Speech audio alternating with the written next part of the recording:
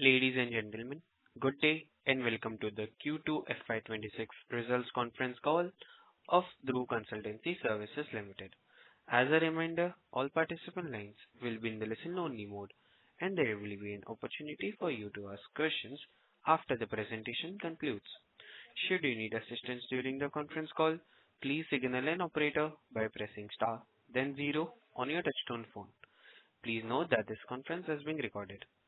I now hand the conference over to Mr. Harshal Ghanshani from Kirin Advisors. Thank you, and over to you, sir. Yes, thank you. Good afternoon, everyone. On behalf of Kirin Advisors, I welcome you all to the Q2 FY26 conference call of Dhruv Consultancy Services Limited. From the management team, we have Mr. Pandurang Gandavade, Chairman, Mr. Tanvi Oti, Managing Director, Mr. Prashant Ganekar, VP, Finance and Accounts. Now I hand over the call to Ms. Tanvi Oti for opening remarks. Over to you, ma'am. Good afternoon, everyone. Welcome everyone for today's conference call for Q2 FY26 of Dhruv Consultancy Services Limited. I take the opportunity to thank all participants, investors, analysts, and management team of our company. Our company was established in 2003 and it is headquartered in Navi Mumbai. Dhruv Consultancy Services is among India's leading infrastructure consultancy companies, offering end-to-end solution across design and engineering, construction supervision, and project management. Our core services include preparation of detailed project report, feasibility studies, carrying out supervision, construction supervision, and operation maintenance supervision. Along with that, we also provide technical and structural audit services. Over the past 2 decades, we have successfully completed more than 250 projects for prestigious clients, including the Ministry of Road Transport and Highways, MoRTH, National Highway Authority of India, NHAI, CIDCO, JNPT, MMRDA, MSRDC, and many more. Our team of over 400 professionals, out of which more than 75% are qualified engineers, forms the core of our intellectual capital, enabling us to deliver engineering excellence, operational precision, and sustainable solutions across highways, bridges, ports, and urban infrastructure. Since our listing on the NSE and BSE main board, we have remained focused on strengthening our domain expertise and diversifying into new infrastructure segments, both domestically and internationally. During Q2 FY26, we achieved several important milestones that strengthen our foundation for long-term growth. We were empaneled as an ATCC Class 1 consultant by the Public Works Department for traffic census and classification-related consultancy services. This empanelment is valid for 3 years, enhances our eligibility to participate in larger and more complex infrastructure tenders. Later, we were also empaneled under the A category by MSIDC for the preparation of DPR for road projects valued at over 36,000 crores. This empanelment complements our existing PMC assignment for 11 packages of MSIDC, expanding our participation in the state's infrastructure development program. Further, in October 2025, we made a strategic entry into the aviation sector through an appointment by MADC, that is the Maharashtra Airport Development Company Limited, for consultancy services on the construction of linked taxiways on in Mihan, Nagpur, which is valued at 1.63 crores and spread over 20 months. This milestone diversifies our sectoral presence beyond bridges and highways into airport infrastructure. In the same month, we were also empaneled by the Odisha Bridge and Construction Corporation Limited as a consulting agency for supervision of roads and bridges for a period up to 3 financial years, that is up to March 2028, expanding our geographical reach in eastern India. These developments collectively enhance our eligibility profile, geographic reach, and sectoral diversity, reinforcing our reputation as a dependable partner for public infrastructure projects across India. Now, let me move on to our financial performance. For Q2 FY26, our consolidated revenues stood at 19.40 crores, reflecting steady business momentum. EBITDA came in at 2.13 crores with margins at 10.95%, demonstrating disciplined cost management. Net profit for the quarter was 1.01 crores, translating to a PAT margin of 5.19%. This performance underscores the company's focus on execution excellence, stronger project mix, and strategic diversification across new clients and regions. For half-yearly FY26, our consolidated revenue stood at 40.80 crores, supported by stable execution across key projects. EBITDA for the period was 5.70 crore with a healthy EBITDA margin of 13.98%. Net profit for H1 reached 2.60 crore, delivering a PAT margin of 6.38%. The half-yearly performance demonstrates that the company's strengthening fundamentals, efficient project delivery, and continued expansion across clients and regions. Looking ahead, we remain optimistic about the opportunities in India's infrastructure ecosystem, supported by sustained government investments in highways, bridges, railways, and airport connectivity. Our strategy is centered on expanding sectoral expertise, enhancing digital integration in project management, and scaling operations across emerging markets. With strong and a growing project pipeline and a disciplined approach to execution, we are well positioned to sustain our growth momentum in second half of FY26. The recent additions to our portfolio, particularly in the aviation sector and the state infrastructure, will serve as a key growth enablers in the coming quarter. In closing, I would like to express my gratitude to our shareholders, clients, partners, and employees for their continued support and confidence. We remain committed to delivering engineering excellence, sustainable growth, and long-term value creation. Thank you.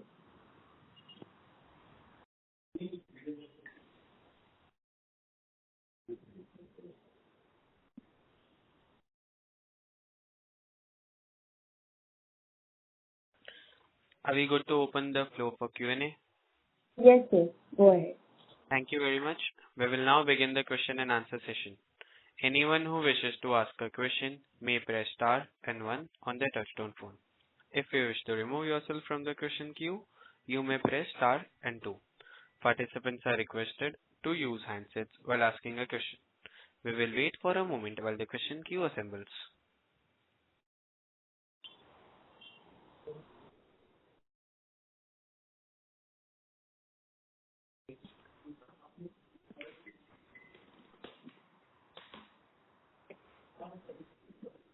The first question comes from the line of Vinod Shah from VX Ventures. Please go ahead. Good afternoon, sir. Yes, go ahead. Yes, you're audible. Yeah, so EBITDA margins in H1 were around 14%. So are these margins sustainable considering the growing mix of our new consultancy vertical? Can you repeat? Your voice is a bit low. Just give me a second.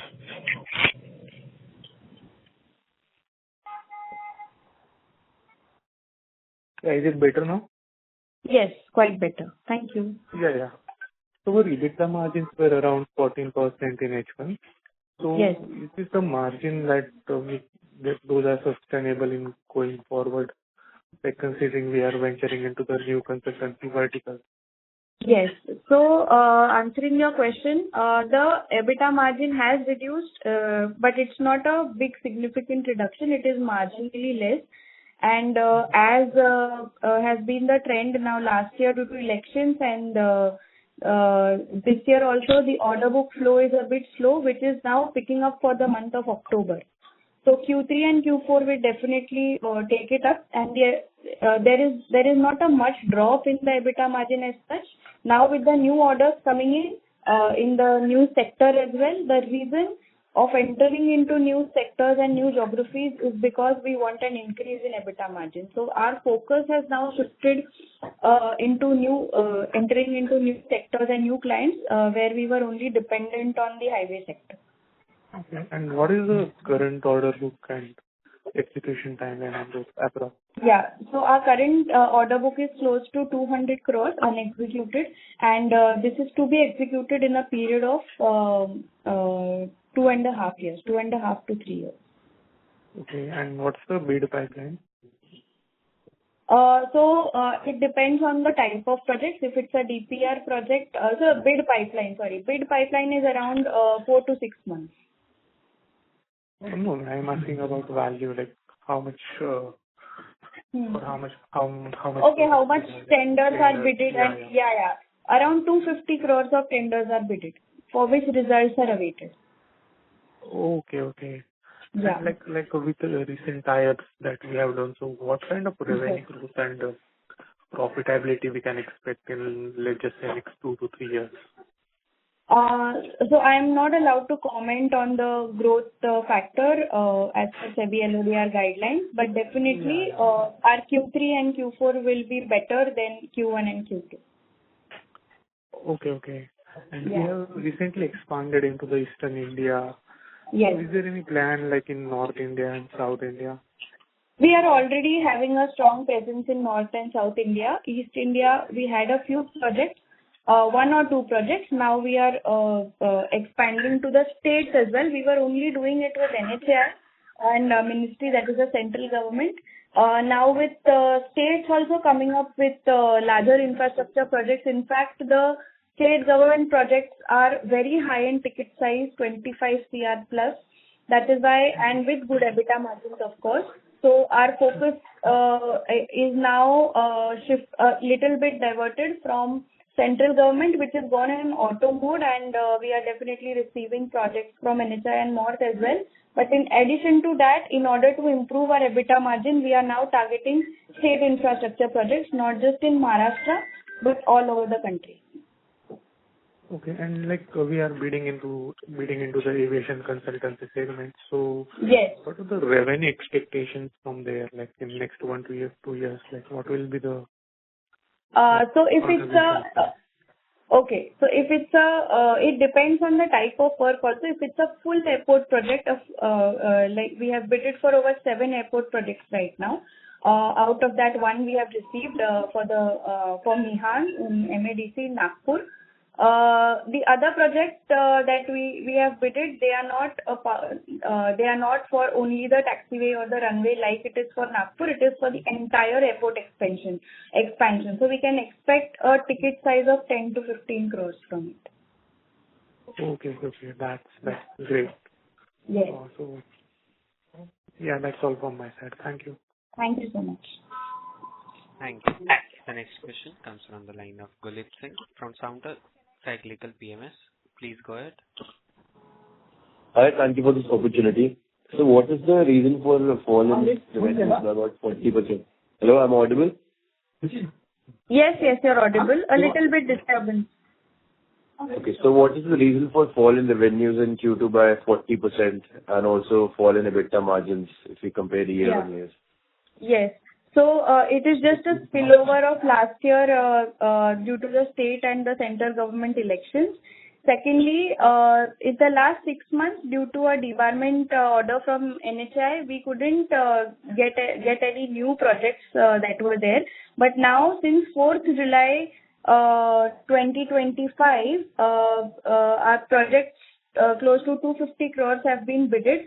And since October month, our revenues have started to build up. So the company has not, the EBITDA margins of the revenue have not gone down very badly as such, not very substantial, but very marginally.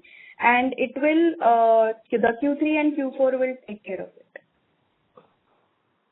So what was the reason for debarment by NHA and are we allowed to bid orders now? Yes.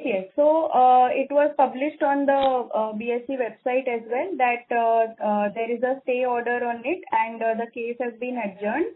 So right now we are open to bid any tenders across the entire country. The reason for the debarment was that our JV partner, Global Infra Solutions, it was given back-to-back, the project was given on a joint venture back-to-back basis to him, and Dhruv had no role to play in that particular project.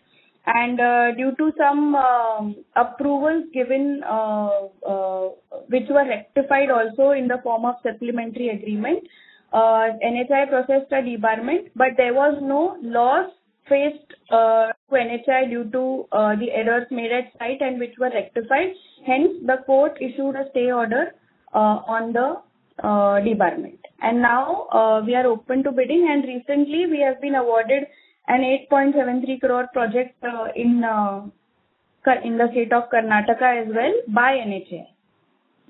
And we are being held. technically responsive also, and our bids are also being opened. Got it. So, is the case just temporarily closed? I mean, we have storage, or is it permanently closed? Because the debarment was for 2 years. So I just would like to understand that, do we have any risk of serving the entire 2 years debarment? So NHI is right now not pursuing the case because they understood that it has been done. It was not fair with us as well. We being a listed company, and till date our record has been very clear, and in fact our projects finished before timeline as well. Lot of contractors have taken bonuses for early completion, and not even one single show cause notice has ever been received against the company. So NHI is not pursuing the case as such. That is why the case is adjourned. There have been no submissions from NHI side on the case. All right, got it. So, if you look at a top line in H1, so Yes. it has been much lower if we compare it year-on-year. So I would like to understand, would we be able to maintain, I mean, achieve the 100 crore revenues that we achieved in the previous financial year? There will definitely be improvement in Q3 and Q4 because now the orders have started flowing in since Q3. Since October, if you can see, there have been a lot of empanelments, a lot of government projects coming up. In fact, we have bidded for major projects in CIDCO as well for the Navi Mumbai airport connectivity. And they are much larger in ticket size, much improvement in EBITDA. So, in fact, now the company is more focused on sectoral expansion and client expansion as well. So that the result have also started to come out, and with new orders flowing in, there will be an improvement in order book also, and we'll be back to our original order book number that was there earlier. So we are expecting a good jump in our order book in Q3 itself. Got it. So what percentage of current order book is from NHI? Almost 90%. And that has the current order book, the debarment has no effect on the current order book. All right. So, I mean, it's just that we cannot bid for any new projects, but in case the debarment it was only for a period of 2 or 3 months. From 4th July 2025, we have again started bidding for NHI and MORT itself.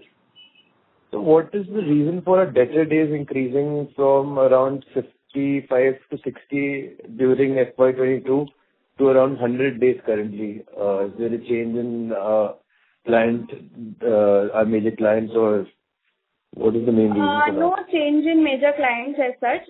Yes, MSIDC have been added, but the debtor days increase has been due to lower certification of work. There have been few projects where certain land acquisition or certain project clearances are pending, due to which marginally it has been lower due to lower certification of our bills. But I think with land acquisition issues also coming up and NHI coming up with newer policies, this will also be sorted out, and now that we will no longer be dependent on only MORT or only NHI. Definitely the debtor days will also see improvement. All right. Got it. Thank you very much. Yeah. Wish you all the best. Thank you. The next question is from the line of Pradeep Agarwal, individual investor. Please go ahead. Hello. Hello. Hello. Good afternoon. Thank you for letting me speak. Yes. So my first question is, what is the management's long-term plan? Does the company intend to evolve into multi-sector infra consultant like any AECOM or Stantec? Yes. So yes, you can consider AECOM to be a role model kind of a company in infrastructure. We are definitely, till now we have expanded into the highway sector, and we have one of the top 5 consultants in India. In the last 3 or 4 months, you all have seen that there has been an increase in the clients as well as an increase in the sectors. our focus is now equally on the metros, the railways, the airports, and urban infra sector, not just in India but globally. Last year we were awarded with a project in Mozambique, and we now have a presence in Mozambique. And with our UK subsidiary from London, we are bidding a lot of AFDB, ADB, and World Bank assignments all over Africa, Southeast Asia. In addition to that, we are also increasing our client base, not just to the central government sector, but state governments as well, where the ticket size are much larger. Like we did with the Ganga Expressway project, which is valued at 20 crores, with UPEDA, which is a state government organization, and MSIDC 22 crore project, which is again a state government organization. So with our focus on sectoral expansion and geographical expansion, definitely we plan to become a multinational as well as a multi-sectoral company. Okay. So there must be some plan to diversify into railways, metros, like renewable energy. We have already diversified. Railways, we are currently doing one project in Jharkhand, one in Kota, Rajasthan, and one in Tamil Nadu, that is in Salem region. So 3 projects are currently ongoing in the railway sector. As far as metro is concerned, with MMRDA, Line 1, Line 5, Line 7 and Line 3A, all these 4 projects we have given our PMC services for the metro sector in Mumbai.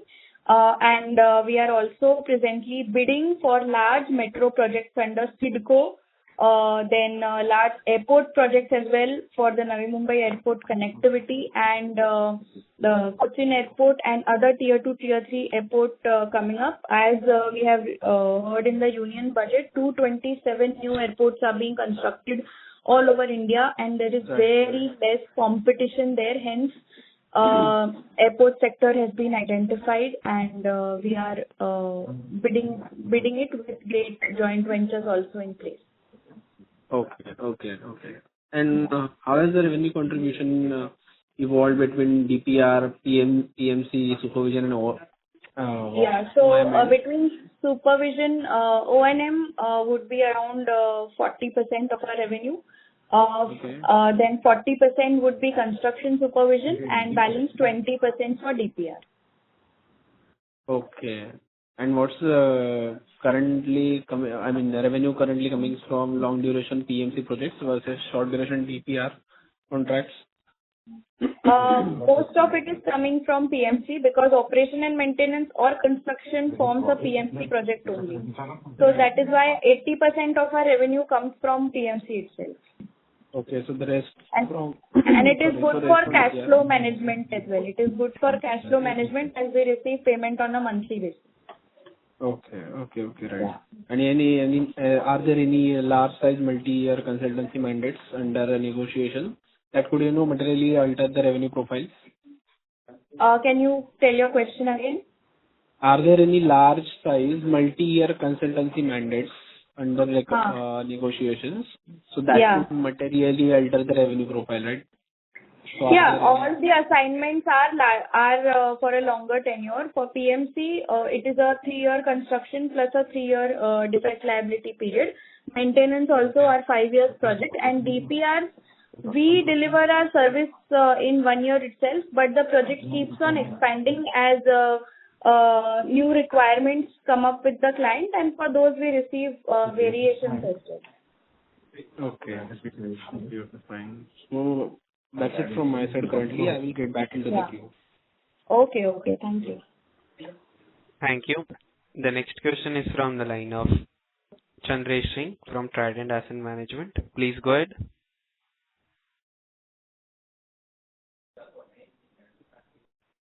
Mr. Chandresh, you may proceed with your question. Yeah. Thank you. Thank you for the opportunity. So my question is, Dhruv recently entered the global markets via Mozambique. So what is the strategy for scaling international assignments, and which regions are being targeted? So presently, I would like to give you a list that in Mozambique, we are already present with a branch office present in Mozambique. Secondly, we are currently under negotiation in Ghana. Along with that, we have been shortlisted in a few projects in Gambia, that's again in Africa. Then Cambodia, also we have been shortlisted. There is Zambia and Tanzania. So these are the currently projects where projects are being talked about, and we have been shortlisted.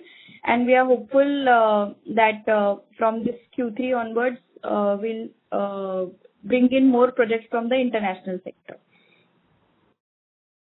Okay. My second question is, how does the company intend to build a sustainable international revenue stream through partnerships, JVs, or local offices? So we have a strong business development team who has a good network in Africa, and on a day-to-day basis, meetings are being done with these partners, and the local partners present in Africa do not carry the technical capability of carrying out the works on their own. That is why they need a stronger JV partner to execute larger works of World Bank or AFDB, especially in Africa. So they are, in fact, they are more willing to partner with an Indian firm. So we take the local services wherever we need to deploy any local manpower as such, and all the project is being executed by our team itself, wherein we don't need to hire anyone extra, but within our existing manpower itself, this is being taken care of. Okay. My next question is the company evaluating AI/ML based solutions or digital twins for design, supervision, or asset audits? So we are currently implementing building information modeling, which is just a one-notch below version of digital twin. So for digital twin to be implemented, we need BIM modeling first. So our team is currently being trained for BIM modeling with AI also coming up. AI will be implemented in building information modeling, so faster design checks and faster designs can be there. There can be faster project management efficiency also. So with all this advancements being done, we will be able to take up more number of projects. And do you all use any digital project management tools and technologies, to reduce cost and enhance efficiency? Yes. So we have an internal ERP system that is being used for project management that has real-time dashboards present in it. So each project coordinator at our head office actually can get a real-time report from the ERP about what is happening on the site. So that ERP is in place, and through that ERP, project management is being taken care on a real-time basis. Okay. Yeah. Thank you. Thank you so much. That's it from my side. If I have any questions, I'll join back with you. Sure. Thank you so much. Thank you. The next question is from the line of Anjana Nandiar from Orient Capital Managers. Please go ahead. Yeah, thank you for the opportunity. Am I audible? Yes, you are audible. Yeah. So, ma'am, my first question is, with multiple empanelments secured in financial year 26, what is the average conversion cycle from empanelment to receiving work orders? So, empanelment is not a work order. After empanelment, we are allowed to bid for orders that is coming up. So, as and when, say the empanelment is for a period of 3 years. So, for the next 3 years, under that client, we can bid any number of work. So, for example, the Orissa Bridge Corporation that we received empanelment. So under that, 25 CR plus ticket size assignments are coming up, and due to that empanelment, we can now bid for larger ticket size projects which have very good EBITDA as well. Okay. Yeah. So there is no fixed timeline, but as soon as the empanelment happens, even from tomorrow, we can start bidding. It is like that. Okay. So, does being empaneled in multiple states give the company cost advantages or better visibility when bidding for national level projects? It definitely helps us to reach larger client base and larger geographies also. So because with NHI, we are present in 25 to 26 states where we are executing projects. But to have a wider client base and larger ticket size projects, we have taken this step of targeting few state government authorities as well. Okay. So, what is the current engineer to project ratio, and how does Dhruv Consultancy plan to scale manpower for coming tenders? Yeah. So for DPR projects, we have an in-house DPR team sitting at the head office itself. They are a team of 10 engineers, and they take care of our DPR projects from the head office. As far as PMC is concerned, we have project coordinators under 3 general managers who take care of the project operations and have a real-time updates about what is going on the project. So along with that, we deploy around 8 key professionals and 20 sub-professional support staff on every site as per the tender requirement. If it's a maintenance project, then this might be less also. So for each project, such number is required to be deployed, whether it is domestic, whether it is international. And we have a strong recruitment team of 7 to 8 individuals who constantly are involved daily in the recruitment and talent acquisition for these particular projects. So till now, we haven't faced any issue with getting new manpower, as well as we itself have a big manpower base of 450. So with our database itself, within our database itself, we keep shifting in our in-house employees. Only if required, then we hire from outside. Okay. So ma'am, my last question would be given expansion into new regions, is the company planning to set up regional offices or project hubs? There will be no regional offices as such, but there will be project site offices wherever there is a PMC project. And right now there is only one subsidiary that is in UK. As far as India is concerned, we operate from our Mumbai office only. Okay. Okay. So thank you, ma'am, for answering my questions. That's all from Thank you. Thank you. Yeah. Thank you. The next question is from the line of Aditi Roy from Patel Advisors. Please go ahead.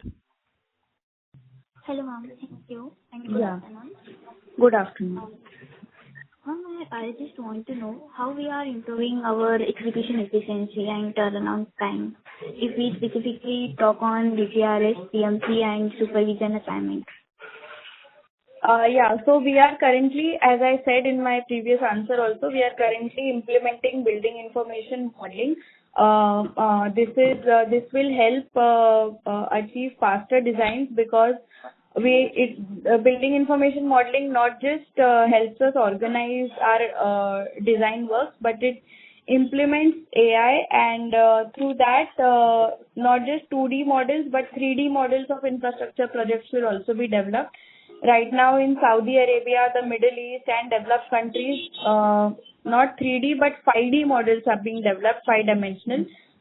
So we have now our team is being trained on 3D modeling, and soon with digital twin implementation and more advancements in the AI field, I think with 5D and 6D modeling should also be there, which will help us take more number of projects and increase the employee performance as well.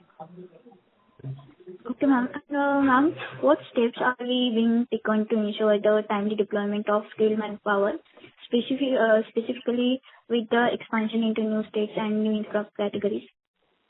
So the bid period is around 4 to 5 months. So 4 months before itself, the employee who is going to be deployed on the project gives a written consent, not just to me but to the client as well.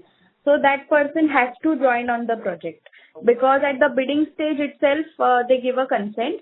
And if in case there is a delay in deployment or so, the client is informed, but in less than 1 month of the project award date or the work order date, our deployment is usually 100%. Okay, ma'am. And around 75% of workforce being engineers. And what is the company strategy for hiring, retention, and capability building going forward? So as compared to the industry, we have the lowest retention to the tune of 3 to 4%, lowest attrition, I would say. So with such a low attrition rate, I think we are already ahead of our competitors. So that itself answers it. And so if we talk government-related projects forming the bulk of revenue, how we mitigate a delay-related or payment cycle risk? So yes, delays used to happen, but now the delays have significantly reduced, and more than 180 days, hardly any debtor goes, because average 120 days we receive our payments. Even though it is delayed, it is 100% guaranteed payment. Whereas in private sector, we have seen that there are huge delays. But as far as government sector is concerned, our payments, even though there is a delay, we receive the payment properly, whatever has been contracted in the agreement. And ma'am, my last question: how we are managing a margin pressure in price competitive bidding processes? So that itself is being taken care with sectoral expansion and geographical expansion. With geographical expansion, we have now started receiving payments in USD. So dollar has been quite high, and that actually gives us an advantage of receiving good payments in US dollars. So that is one, and client base widening also. Now we are with new empanelments also coming in place. We are bidding larger ticket size projects, which definitely have good EBITDA margin. Okay, ma'am. Thank you, ma'am. That's it from my side. Yeah. Thank you. Thank you. The next question is from the line of Thomas, an individual investor. Please go ahead. Hi, thank you. When we talked about this Mozambique empanelment and all, why has there been a huge delay? We've been hearing about the orders coming in for now, maybe more than a year now. Why hasn't there been any progress? Mozambique project has already been executed, and we have received our payments also. So I don't think there's an issue there. But the turnaround time itself in Africa, they are very small countries like Gambia, Ghana, Zambia, Tanzania, where the population is also less, and due to less population, the requirements are low, but definitely ticket sizes are more. There is a 2-year turnaround time for all this. So the projects that we have bidded 2 years ago, we just started entering into the international sector 1.5 to 2 years ago. So now the results keep on coming in as far as government sector is concerned. To enter into the private sector, there we need local registrations, which we now have in Mozambique. So with the Mozambique order being executed, we can get faster projects in Mozambique. But as far as other Africa is concerned, the market is quite slow there. And this year, 2025 itself has been slow all over the world. So, but we can see that in Q3 itself, things have started to pick up. So, a lot of negotiation meetings have been held up in the past 1 month only, which did not happen in the past 7 to 8 months.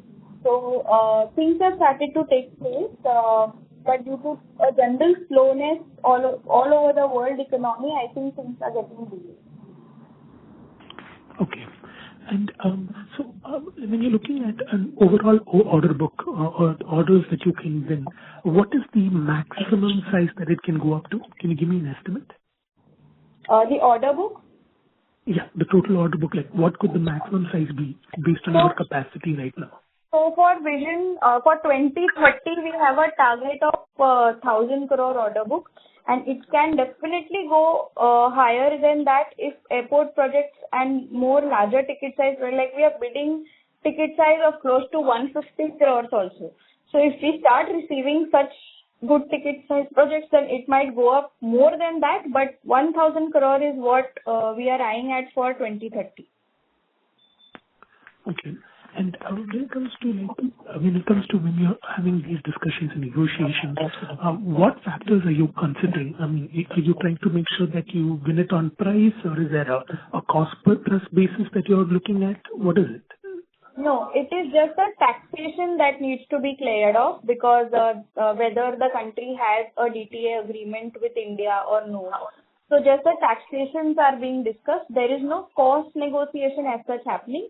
If in case, because there is a 2-year period of between the bidding and the opening, if in case they allow us to replace our manpower also, in case someone has left or someone needs to be replaced. Other than that, there are no cost reductions happening in the negotiation. Okay. And what is in India, what is your win rate when it comes to in these tenders? And abroad, what do you feel your win rate would be? Bid win rate. So right now, because if you see the overall bid period also, we have a success rate right now of 1%, which we are now scaling up to 5 to 10% in this financial year. Whereas in India, it is a 25% strike rate, a bid win rate. Okay, 25%. Okay. Yes. Okay, fine. Thank you. Yeah. Thank you. The next question comes from the line of Priya Jain from Green Capital. Please go ahead.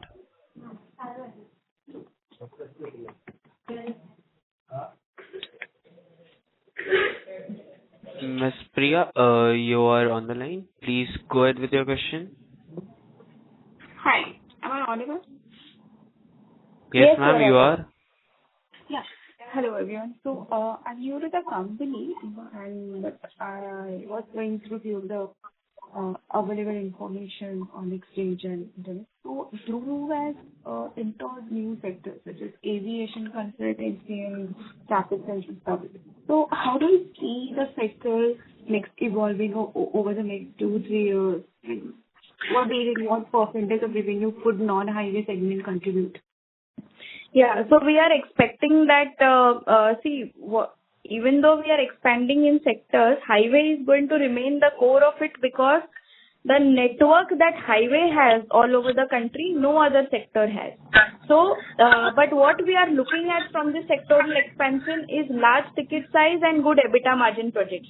So the number of projects may not be very high, but the ticket size and the EBITDA margins will definitely be higher. The union budget itself tells us the budget allocation and the focus being given on infrastructure projects. In the last 2 or 3 budgets itself, we have seen emphasis on railways, metros, and airport sector. Airport sector has been given emphasis this union budget, the last union budget itself. So with these advancements happening, companies aligning their sales and business development efforts accordingly. Mm-hmm. And what kind of EBITDA margin you all are eyeing? We are eyeing a 30 to 35% EBITDA margin in these sectors. Great. Good to hear. Okay, yeah. So I have some more questions, like with multiple, implements across PWD and MADC, OBCC. Yes. What's the company's internal estimate of the addressable tender value over the next, you may say, like 12 to 18 months? In the next, 250 crores of orders are presently being bidded, and we are hopeful that by the end of Q4, 70 to 80 crores total projects will minimum be added with a strike rate. But now that we are expecting some improvements in ticket size also, so this can be higher as well. Okay, and what is the current, active consolidated order book? Unexecuted order book is 200 crores. Okay, and how much of this is expected to convert into, a top line? Is going to contribute in top line for? So this 200 crores is to be executed in 2 years, because I'm not allowed to comment on the revenue figures. So I can only say that 200 crores is the total order book, and to be executed in 2.5 to 3 years. Good to hear. Yeah. That's from my side. Thank you. And thank you. Look forward to interact with you again. Sure. Thank you so much. Thank you. The next follow-up is from the line of Vinod Shah from VX Ventures. Please go ahead. Yes, hi again. Can you hear me? Yes. Okay, so what digital tools have the company has deployed, like for supervision of the project and for tracking the quality, and like is it contributing to the higher margin? Margins have no effect to play on it, but definitely the efficiency will improve. We can take up more number of projects with these implementations. Margins, if digital tools is good for the contractor, but as a consultant, our job is only supervision and designing.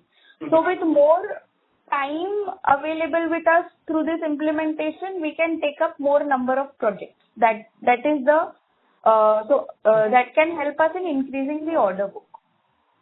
Yeah, okay, so are we like doing any like drone-based surveys or LiDAR mapping or BI? Yes, we are doing it. Okay. And like how sensitive is business to the like change in employee cost and employee cost inflation? So yes, there is inflation in employee cost, but our attrition rate in the industry attrition rate is 20%, but our attrition rate is 3 to 4%. So which itself, till now as such, we haven't faced this issue of manpower in our operations. So, and we have a very good talent acquisition team who's been involved on a day-to-day basis dedicatedly for employee attrition as well as hiring new employees for new projects. And what's the like current new employees and total employees, and how much of them are like on contract or full time? Can you give a breakdown on that? So around 100 employees are on contract, but rest all are on our permanent payroll. Okay. That's all from my side. Thank you. Thank you. Participants, if you wish to ask questions, you may press star and 1 on your touchtone phone. I repeat, participants, if you wish to ask your questions, you may press star and 1.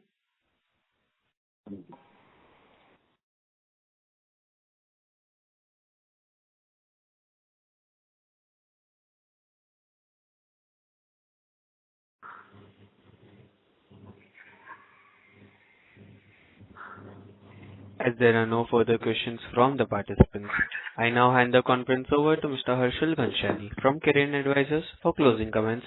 Over to you, sir. Yes. Thank you everyone for joining the conference call of Dhruv Consultancy Services Limited. If you have any queries, you can write us at research@kirinadvisors.com. Once again, thank you everyone for joining the conference call. Thank you, sir. Thank you, everyone. On behalf of Kirin Advisors, that concludes this conference. Thank you all for joining us, and you may now disconnect your lines.